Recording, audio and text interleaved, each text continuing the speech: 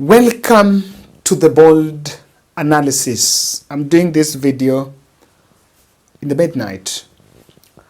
I am shocked, shattered, and gutted by the reports I analyzed here. And I said in one of my advisory analysis, I was telling the NPS that we must ensure that we have restraint and no one should lose life in protest. Ladies and gentlemen, Rex Kanyike Masai, the gentleman you are seeing in your screen, lost his life, and it is highly reported by the media corridors that he was shot by a live bullet, and police, no one has claimed, or of course they are saying police should take responsibility.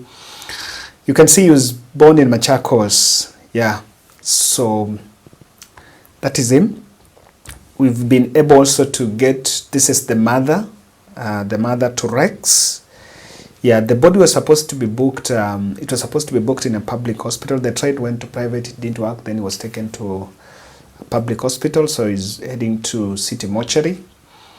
And that's a bad news, I remember we really made noise here that last year when people were dragged from their houses and killed, and I think we even supported the family of Onunda had been killed in protest last year. We've done the same mistake yet again. To the families of Rex and the mother and the family, condolences on behalf of Bold family. We normally say here, humanity comes first. Now, let's transition to this matter. The President of the Republic of Kenya, William Ruto, has been moving across the globe from one continent to the other, attending summits and conferences, tagging along with Musalia Mudavadi, and even had to change the Foreign Affairs CS, had to replace Mudavadi, had to replace Mutua with Mudavadi. In what is being seen, and Mudavadi has come out to say that Kenya have received global respect, and that William Ruto has really put Kenya into a very good standing in the global space. But the Kenyan public have been clapping back and asking, why are these foreign trips disguised as development trips?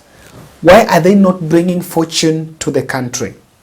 And today, I want to ask Kenya Kwanza and the president handlers, does it worry them, or rather let me say it should worry them, that even as they would want to portray of global acceptance, the legitimacy back home is going down?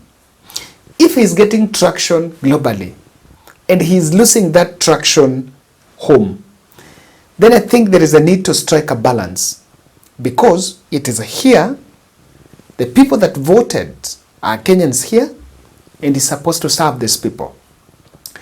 Even after Raila Odinga leaving the space and saying he's going for the African Union Commission chairperson to take his bid, and the opposition disarmed by different strategies on table, President Ruto is actually losing his popularity and traction back very fast.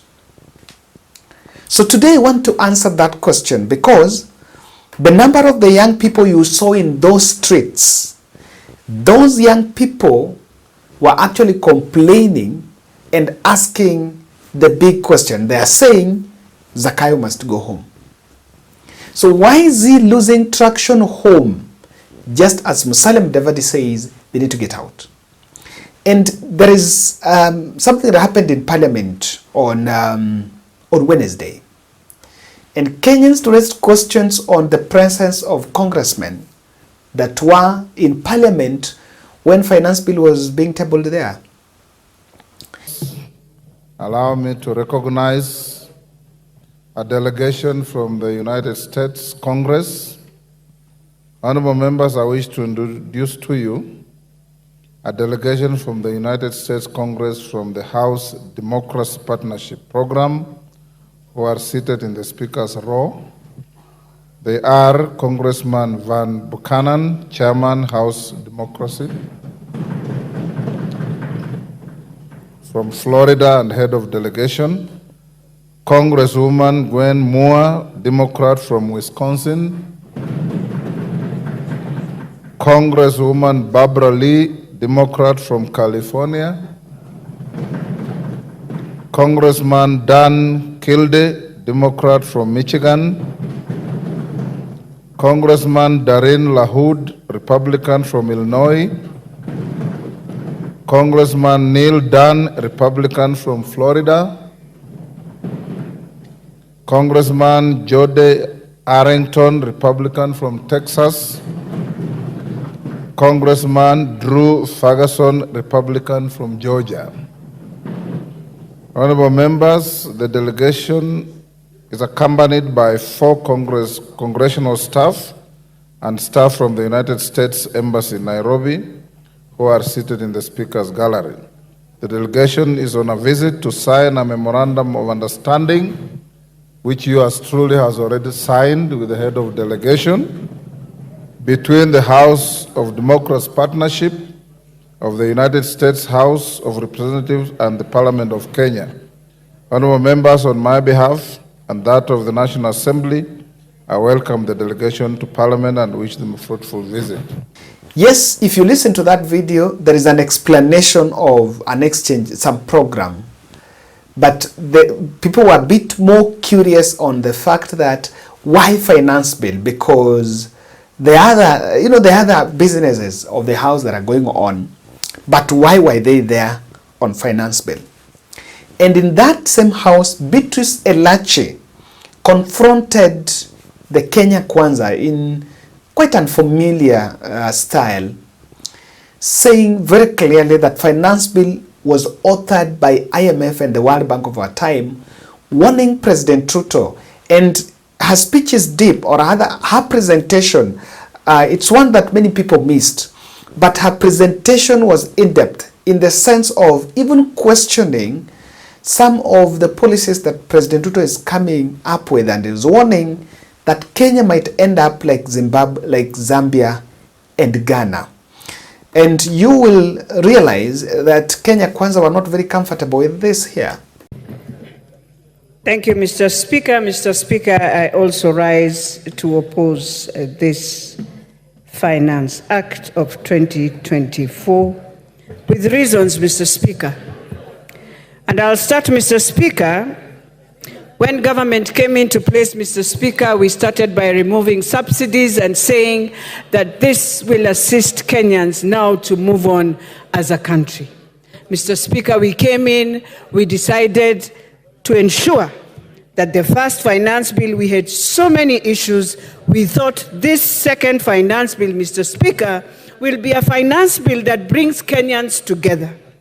And today, what the government has done to us, the Economic Council decided to put Kenya again into crossroads, to make us fight for nothing. And then after that, then you come and now start saying we shall be having amendments. Yet this is something we would have just thought from the beginning, Mr. Speaker, that we don't need a country to go on to a cry and then now come again and tell them that there is an incentive that now we are giving. Mr. Speaker, when you look at the report comes in, and this is an IMF finance bill. This is what they did to Ghana. Mr. Speaker, you remember very well when Kibaki came into government, he was a finance minister, but he decided to be a liberal economist. He decided to look east. It is so sad that while my president thinks he will build any road in this country, that he will do any infrastructure in this country with IMF on his neck, this will not happen on this term. Not on this term. He will be there to do the deficits of what they are telling him, but in terms of building Kenya, we shall see the worst that we have never seen. Mr. Speaker, the bill then comes in and tells us you want to restore policy on debt, sustainability, whatever. But then you forget that you are the same person who is saying you need everything on items. Fine, you have said you have reduced it for Mama Mboga, I don't know for who. But you are forgetting the same person who can do business beyond 2 million is the same person you have just returned into the challenges we are saying. Try to build an economic base for Kenyans to have this thing we are calling that there is economic growth. Then you come and tell me you have now reduced to the local manufacturers. Who are the deaf keys and the who's and who's? One person monopolizing this country, that he's the only one who can bring clinker, he's the only one who can do cement, he's the only one, yet you want to say, today we cannot bring back Portland, today we cannot do this. It is wrong. We only have one man who does pasta in this country. So when you say now you are increasing because people are exporting in spaghettis, they're importing in spaghettis, we only have one local manufacturer who does pasta, who decides at every given time how he raises his prices. So how do you deal with those people? Tell us the numbers of manufacturers we have, order, so that Kenyans can know, order, Mr. Speaker. Yes, Nyakundi, what's your point of order? Give him the mic. Thank you, Mr. Speaker. I'm standing on point of order number 91. Is it in order for the honorable member to say that the president is dictated by IMF on the finance bill, while the president has the mind of his own? It is this house that dictates the finance bill and the orders that we make. Thank you, Mr. Speaker. If you had the mind, we would have gone to the president after we have finished this. So, Mr. Speaker, what we are saying that it is time as Kenyans, we want to take back our power from the World Bank, from IMF, and we are begging so hard that the president must go back and look at the East so that we can finish our roads. You went to the US, you told us you are bringing a road that is headed to Mombasa. Order, Elachi. The World Bank does not vote in this house. It is you who will vote in this house. Mr. Speaker. Yes, Rindikiri. Understanding order 91, I expect somebody I respect very much to bring in point of relevance. Mr. Speaker, we are not debating the performance and activities of the president. We are discussing the matters of finance bill, and I expect her as such to react. Mr. Speaker, this is where we are losing it, because there are some who are praying for the gallery. We better stop this kind of approach to this finance bill. Thank you, Mr. Speaker. Elachi, the World Bank has no vote in this house. It's you who will vote. So remain relevant. Mr. Speaker, while I say, and what I say, is that when you look at all the policies that has eaten the countries of Ghana, countries of Zambia, these are the same policies that they went through when they were handling the IMF. So, Mr. Speaker, it's not about voting, but it is about just asking ourselves, what track have we taken ourselves in? I beg not to support. So you will realize there is, those MPs were saying, and what Elachi is saying there is, what we are advancing is not our agenda. We are advancing an alien agenda. In Kenya yesterday, and if you just want to know, we sometimes are not serious. Yesterday, on Wednesday, a day after the protests, President Ruto was in State House, hold up in a meeting with Haiti, and is committed on how to bring peace in Haiti at a time our country, Kenya, is going through some sort of protests. And just read what he's saying. Kenya is a firm believer in shared global values of multilateralism as enshrined in the United Nations Charter. We will safeguard shared principles of humanity that enable us to advance peace, security, and stability. Held talks with Haiti Transitional Presidential Council, chaired by Engineer Edgar Lebdak Fields. We shall establish communication channels as part of the ongoing engagement in restoring peace in Haiti. There is an engagement, and remember, since this protest started on Tuesday, the State House team are yet to give a press statement on the state of the nation. Because, yeah, this is the city capital. This is the capital city. There was no statement from either the Inspector General of Police, Comey, neither Comey nor the State House. There was no statement on it. And he was busy talking about this. And remember, Biden had actually pledged the 14 billion that is supposed to go towards that, that is supposed to help on that end. And we seem to be more occupied by what Biden is giving us on table, or rather we are pushing more this foreign agenda, while even back home we have our own problem. So I keep on saying, and you will agree with me, that the things that President Ruto speak about in rallies, three things.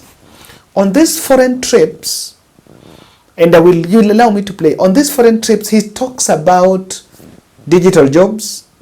And this digital jobs is, I have signed some companies with, and I want you to get how it's normally framed. I have signed some companies from Europe, I don't know, Germany and UK and US.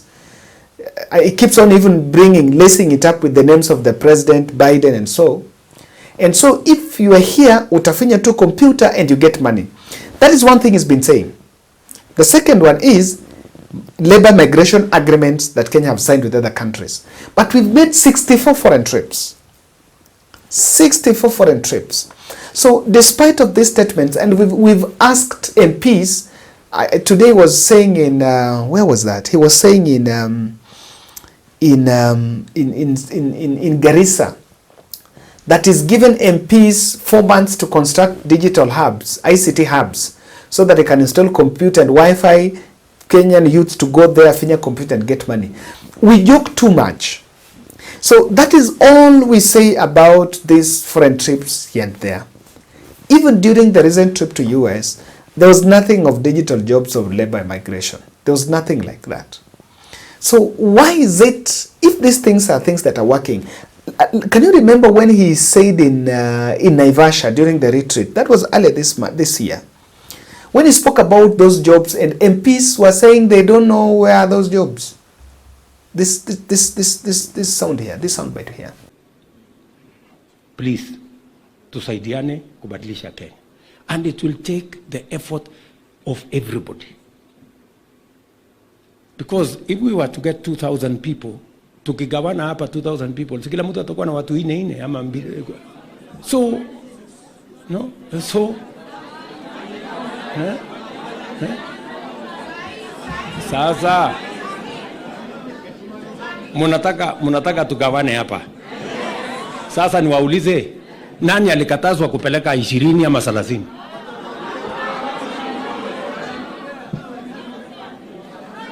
Ati hamjaambiwa? Mnataka kuambiwa na nani? Kwani amsomi gazeti? Na saa ile mimi naongea, mnafikiri mimi naongea hewa? What are you, saa ile mimi naongea, nyinyi mnasikianga? Do you understand English or I mean, friends, I mean, wewe waluke. Si mimi nilikuwa Bungoma. Ulisikia mimi nikisema huko sikia. Sasa ulikuwa unafikiri wewe Mauritania, you heard me, I was in your constituency. Nilisema ama sikusema? So, I mean, surely, friends, you know, tuache hii maneno ya, you know, we like looking for excuses. Yes, wamaua. Si mimi nilikuwa Maragwa, my dear. Hiyo maneno yote nimesema hapa, si nilisema in public ukiwa hapo. Sasa please I have been everywhere I have gone, I have not hidden. So anyway, I am not accusing anybody, but I am telling you guys, let us. So this is what we are talking about. There seems to be something going on. We are advancing the foreign agenda, but our local issues are not on table. And that is why we should ask ourselves this question. Why is it that globally, yes, you're getting invite. We hosted climate summit here in Nairobi. When we went to COP28, we were in Egypt. COP27 in Egypt, there was COP28, I think in Dubai, United Arab Emirates. Then gave a speech in Parliament, European Parliament. Then was invited by the most powerful man in the world, President of the United States of America. Then was in UK, even hosted the Prince Charles, not Prince, is it Prince Charles? Maybe I can forget it, King Charles, if I'm not wrong, here. So we seem to have some accolades, yes, but why is that not translating to this? There was a debate sometime that some of these trips, we were even planning them ourselves. We were inviting, we have a way of inviting so that we get our way with them. And I want us to pay more attention. We attended Dubai, you attended Africa, South Korea summit. The only summit that President has not attended is Russia African summit, African-Russia summit, because of course Russia and the US don't get along. So ladies and gentlemen, I want to point out that because that is very critical. Number one, I think Kenya Kwanza must interrogate and audit that all these 64 trips, what is the effect on helping Kenyan have money in his pocket? If we are getting some money from Europe, how is that money getting to our pocket? Or are we even getting money in the first place? It should worry him. Just a month ago you were in US. Last month you were in US. And it was laced with a lot of packages, things that are coming in the country. But look, back home, people are crying. So it's because what we package as good deeds are not really translating to money, income getting into people's pockets. Then the second one is the public pilferage on these foreign trips, and the country is documenting those things. When we went to COP27 in Egypt, there were reports that Kenya had the largest delegation. Yes. President Ruto went to, I think that was Rwanda recently. Very huge delegation. When people are moving out of the country, very huge delegations. Recently, the American trip, people complained about the cost of the fuel, or cost of the plane, of the aeroplane. So there seems to be pilferage. When reports are coming, the people are seeing money going into waste. And that is why, even if you go, even if you don't bring in money, but you go and, even Uhuru Kenyatta used to travel, by the way, it's not new. Even when you go to US, use Kenya Airways. You have a very small team. Even if you don't bring something home, Kenyans might find other ways of asking it, but they will not have problem with the issue. But then the public is complaining about wastage and pilferage. Then the third aspect why the foreign trips does not translate into local legitimacy here is Ruto has been getting very predictable legitimacy, and he seemed to be forgetting that at the election there were narratives and there were reports of election being affected, or rather being influenced by foreign powers. In the UK, the British and some powers were really highly called out in this. Then boom, immediately gets power, he gets to those, is now aligning to those countries. Uhuru Kenyatta went to China. Uhuru Kenyatta went east. By the way, that's what Elachi is saying there. Uhuru Kenyatta went east. You cannot doubt that. Then when Ruto came, he went west. And immediately he went west, these are the people that are being blamed. So there is a lot of these foreign trips are just being done for legitimacy. In fact, we understand that by the time he's a deputy president, he was not flying. And even Uhuru Kenyatta was not a flight person. was not so much on this. Now, the climate change campaign and this financial fair play for Africa is not a Kenyan agenda. I can tell you, even, you know, I'm just wondering, we are planting 15 billion trees. I may want to challenge anyone listening to me in any other African country to tell me, what is Uganda doing on climate? Don't they have also a problem? The other day, Namibia have had drought, some of the worst drought in Africa. What are they doing towards it? Are they planting trees? No. We had floods, we've had drought. We are planting 15 billion trees. Is it really about environment, or we are simply getting some money? On that fair financial fair play, he is asking for us, Africa, to get cheap loans. But at the end of the day, when you're back home here, you are saying, we want to collect more taxes so that we don't depend on loans. So you find the contradictions are not tallying. There seems to be a possibility that we are driving much of a global and African agenda and not even here.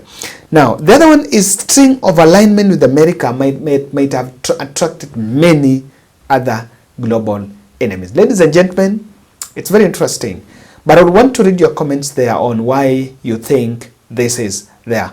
I continue to share condolence messages as I finish this for the family of Rex, and yeah, may God comfort you during this time. It is not some of the news I normally don't even want to mention of people being killed in protest. I remember how we made noise last year on what happened, and I think the police must put their house in order. I've heard the protesters, some of the people behind the protest saying there is going to be another protest on Tuesday.